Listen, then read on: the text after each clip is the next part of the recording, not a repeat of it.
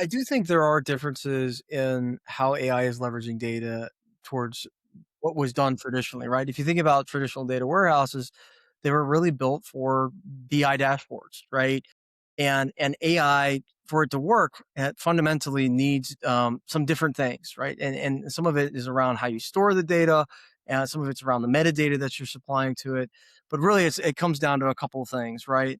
First, you want to be able to tie the facts that you're getting to data, what we call data lineage or data provenance, right? So where is the data coming from? So exactly what was the field and what table and what database and what calculation was done, and being able to track that audit trail all the way through the work that the AI is doing to the final output is very important, especially as you think about working in heavily regulated environments. Some of our clients are, asset managers and financial services. Some of our clients are healthcare clients that are dealing with, very prescriptive compliance needs, and they need to be able to track that audit trail.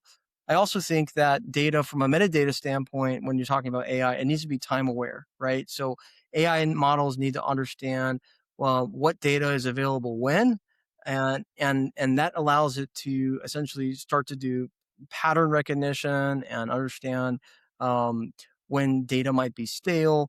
There's a lot of transactional systems today where data is persisted and you don't really have a time series. You don't necessarily know when it was last updated. So being able to understand how data changes over time in systems is very important for these AI capabilities.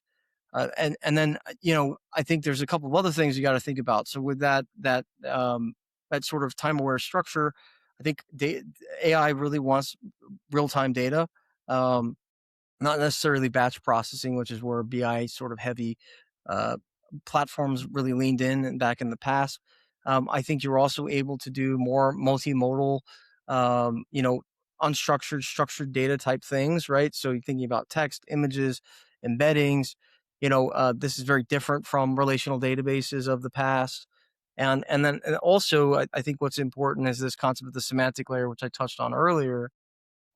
At the end of the day, humans are using these AI capabilities, and language not always prescriptive in terms of what somebody is saying, and it contextually can be taken in different ways. So being able to train your AI on what the language of your business is and force that via a semantic layer is important for the AI to understand the context of your business and how it should actually interact with the data that you have.